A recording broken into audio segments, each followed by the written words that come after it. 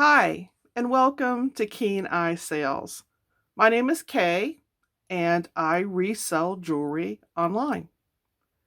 Today, we're going to talk about sourcing. Where do you find these items?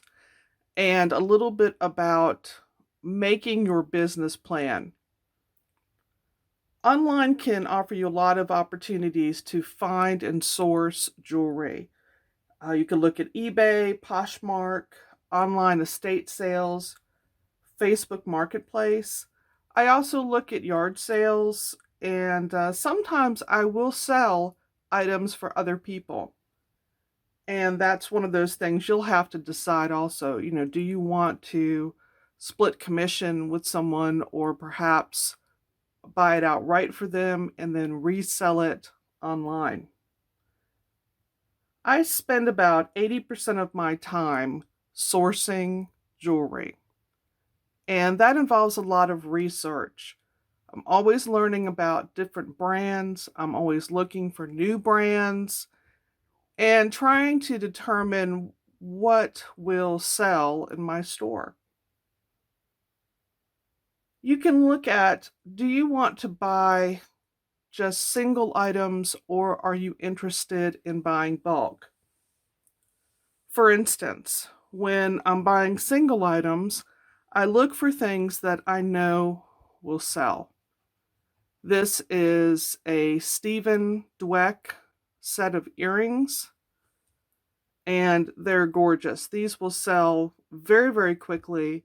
So I had to pay a little bit more for these. These are not an item you can pick up for $10. These are ones that people know the value and you're going to have to pay up.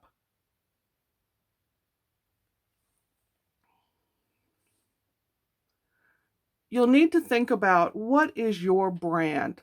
What kind of jewelry do you want to sell? Are you interested in vintage, artisan, high dollar, designer? What kind of things do you want to sell? And what kind of margins do you want? Are you okay spending $10 to make 20? Are you only interested in spending, let's say, $40 or $50 to double that? How much money do you have to invest? And what kind of brands are you looking for? Also, how many items do you want to have in your store? Do you have a lot of space in your home where you can store a lot of things? Or are you limited on space?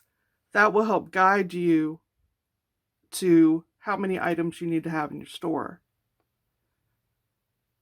This is a piece that I know will sell well. This is an Alaria, sterling silver, and it's one of the brands I look for when I am sourcing.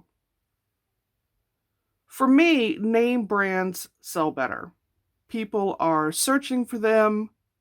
They're putting that into their search bars, and that's what they're looking for.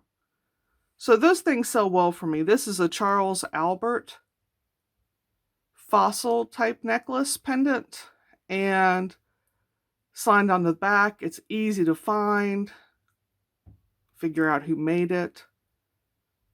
Sometimes you see pieces that you have no idea who made them, but like these little garnet and onyx earrings, you're like, okay, that's something special. They're not marked, but these fall into my brand, which are more modern, artisan, handmade items set in silver with semi-precious stones.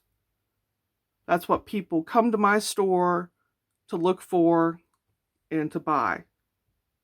So I know these will sell, even if there's not a designer name attached to it.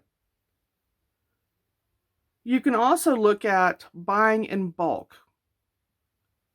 For instance, I bought this large conglomeration of jewelry. There were a couple pieces in here I really liked. And some pieces are great. Some are not so great. And you just never really know what you're going to get. Sometimes they give you great pictures when you're sourcing. Sometimes you just have to wing it and say, that looks pretty good. But I'm always surprised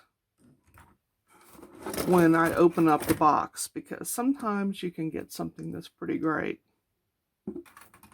But are you willing to take that risk when you're sourcing? That's completely up to you. It's important to have a business plan, and that will help guide you when you are sourcing. Again, how much do you want to invest? What kind of brands are you looking for? What profit margins you're interested in, and so forth. It was easier for me to start with designer names and then move into artisan pieces like this, which has a sterling silver toggle. It's a beautiful art glass and semi-precious beading. This will sell easily in my store. I also found this beautiful jasper bracelet that's got these really interesting beads on them, different colors, different styles. There's a druzy, there's some stars. This is also something that will sell quickly on eBay. Now, with higher end jewelry, there's definitely a risk involved. You may pay up for something. Do you want to invest $100 into an item that may or may not make your money back? You may double your money. Don't sell what you can't afford to lose at the end of the day. Some selling platforms are very protective of their sellers, and some aren't. So that's important to know about where you choose to sell. So I hope this has helped you a little bit when you're thinking about selling jewelry. And remember that jewelry is art that you wear. Thanks. Have a great day.